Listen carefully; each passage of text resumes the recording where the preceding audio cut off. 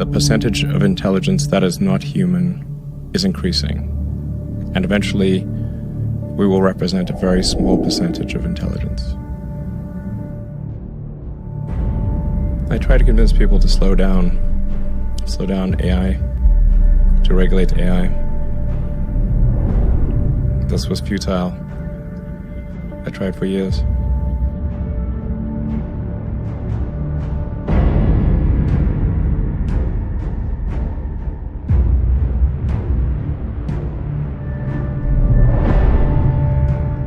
This time frame is not relevant to AI. You can't take 10 years from the point at which it's dangerous. It's too late.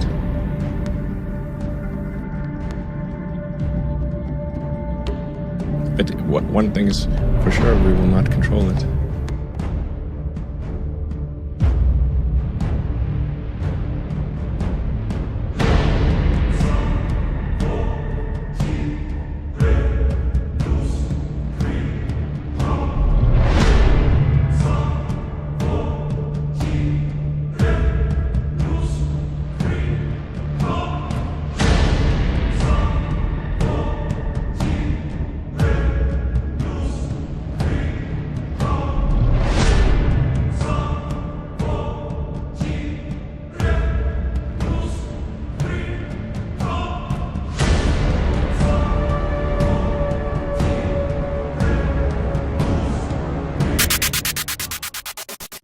This thing is happening in the background while people bicker about politics and what's going to be in the healthcare plan in the US.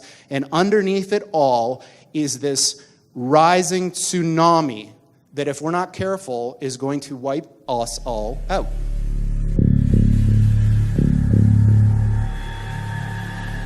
Imagine what would happen if we had to link thousands of brains together.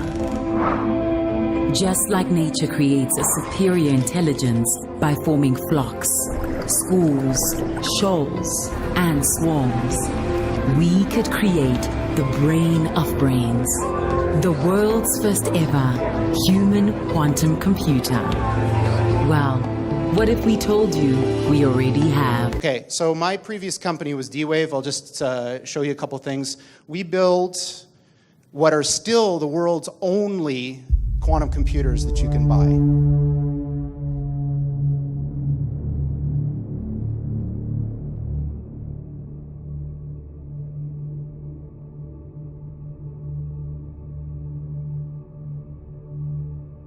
There are literally tens of thousands of some of the brightest people in the world today trying to build these machines and understand them. Linking brains to machines and creating machine brains.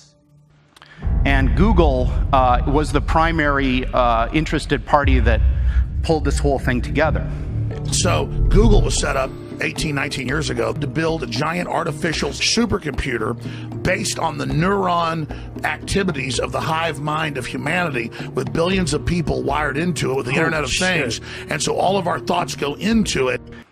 Because what they're going to do is apply this machine to an area that I think is fundamentally important. It's a crux of our future as humans. And that's, can we build machines like us? Where the machine is integrated into the physiological, psychological, and social fabric of the human. Well, in reality, we're already seeing that socially. We may already be seeing that psychologically. Biologically is the next step, and we're very, very close. And when we do that, this then cracks open the door of this field known as transhumanism. Mind-to-mind communication. This is something of science fiction that we all read about. But this is actually possible today, as I just showed you. So there will come a point where if we have a chip in our brain, and you out there have a chip in your brain, we can communicate. We can communicate without talking. We can communicate when you're halfway around the world. And we can exchange knowledge. I think the most important thing to know about living in the 21st century is that humans are now hackable animals. To hack a human being means to understand that human better than he or she understands themselves. These are not just scientific developments, these are developments that affect the social fabric of our moral regard and conduct. How will we push back on particular long-standing social and sometimes religious traditions that said that human beings are the be-all and end-all in the universe, and we recognize that we might create something that's equally as good or better? So, we will come to a point where we, as gods, like gods, will be creating our own reality. We will be redefining what the human experience is for the first time in history. Well, we are embarking on a path now where we will become the internet. The internet will become us. They will be inseparable. You know, Monkey has been able to control the computer with its brain. Just, yeah. The goal is to make this one of the most simple procedures there is, similar to people getting LASIK to improve their vision. But why do we even need this in the first place? Well, in most cases, it's a bandwidth issue. Now, many people hear this but don't exactly understand what that means. It's a speed problem, it's an energy problem. It's how fast you can get information into or out of your brain. If you have something that you want to write down on a computer, you have to type it with your hands, or speak it into a microphone that's probably going to mess it up. If you want to learn something, it could take days, weeks, months, or even years to fully grasp. If we were able to solve this bandwidth issue, we could accomplish exponentially more in less time with much less physical effort. Neuralink cuts out the middleman and allows input and output directly from your brain to whatever you're doing on a machine, or vice versa. It's like going from writing using a quill, to having a pencil, to having a keyboard, to having Siri, to now potentially having nothing but the power of your own brain. In the future, though, if somebody hacks into your head because it's connected to the internet, they can steal you. They could actually steal you. They can implant memories in your head that you don't have. They could erase memories. They could control you in ways that you wouldn't even know you're being controlled. Is this scary? So I painted on the hand a heaven, but there is also a hell, right? This is heaven and hell. So the one thing I can tell you is they're not going to be like us. So alien means, different. These things that we're building are not going to be people. They might be really smart, they might be really good at all sorts of different things, but they're not going to be like us. They're going to be aliens. And they're going to be, I'm sorry to say, way smarter than every single person in this room, in ways that we can't even comprehend. And what happens when we ultimately reverse engineer the brain and develop a machine that has cognitive capability and emotional?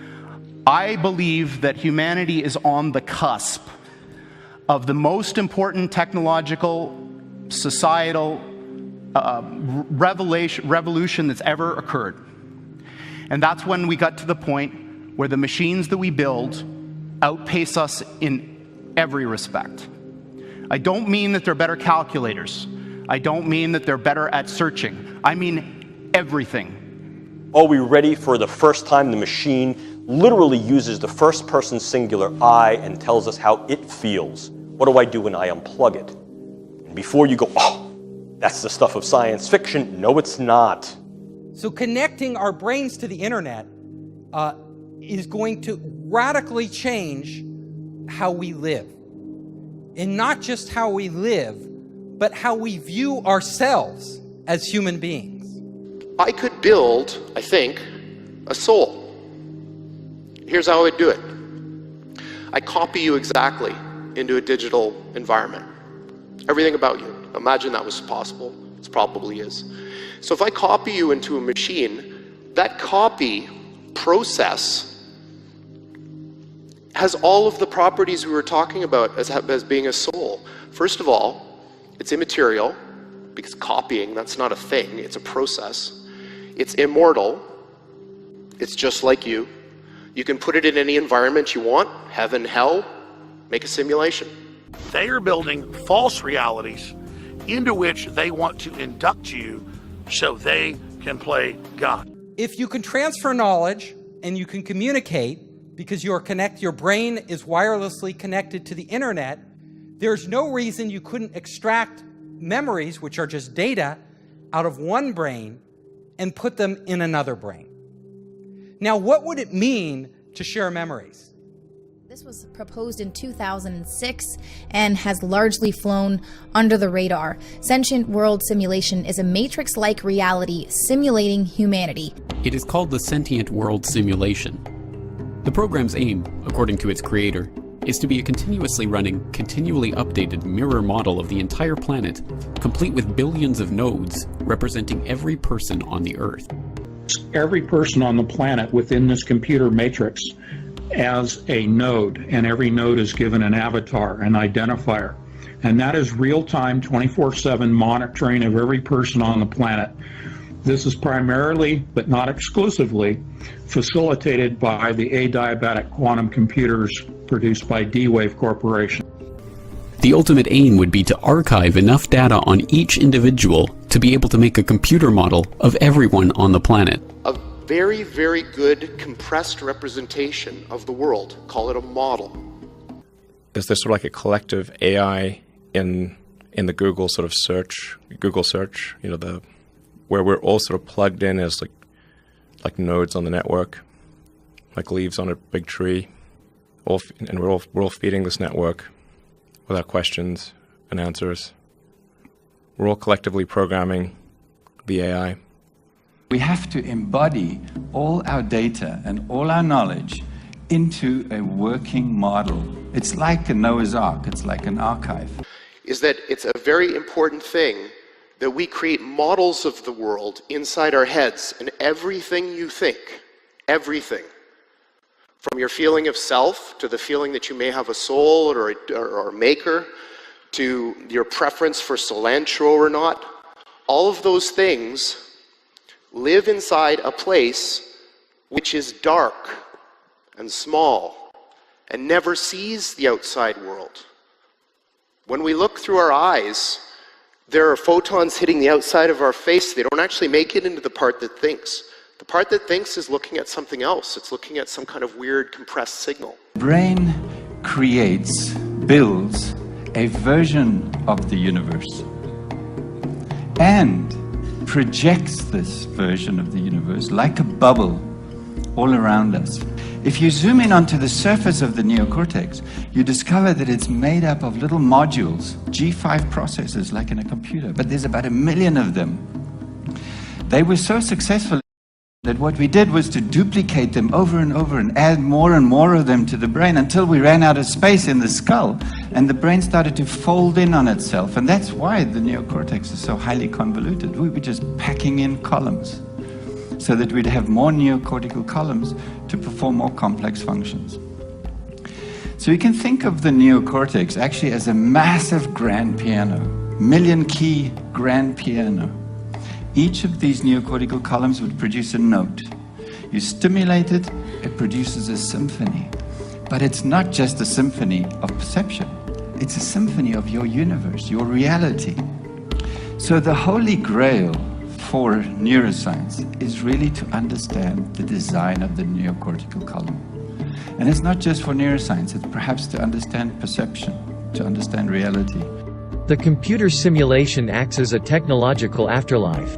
One negative aspect to this is that because you are directly tethered to your digital twin, you can be controlled through the simulation.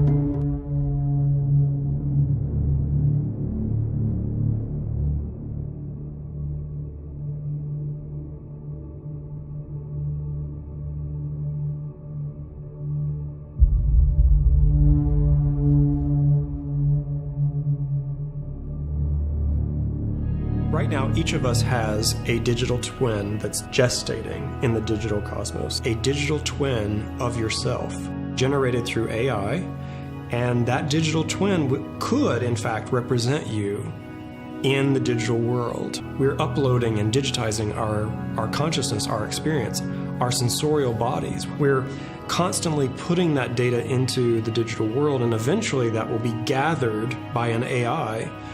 What I'm talking about is the future digital twin of the self, of the person. Who we are in the cosmic digital world will be a digital twin of us. The way that we get there is through quantification of self down to the molecular level, where suddenly in every scenario we have data. and that gets sent directly to the digital self. And that is what we're going to see in the future. Every time we upload any content, any data into a social network, anytime we use our credit cards, all of that data gets implanted into the digital system. And even though that system is fractured right now, even though data is going to a social network, or it's going to a credit card company, or it's going to a medical device, eventually those systems will come together. That digital twin will access that information and represent you in the digital world.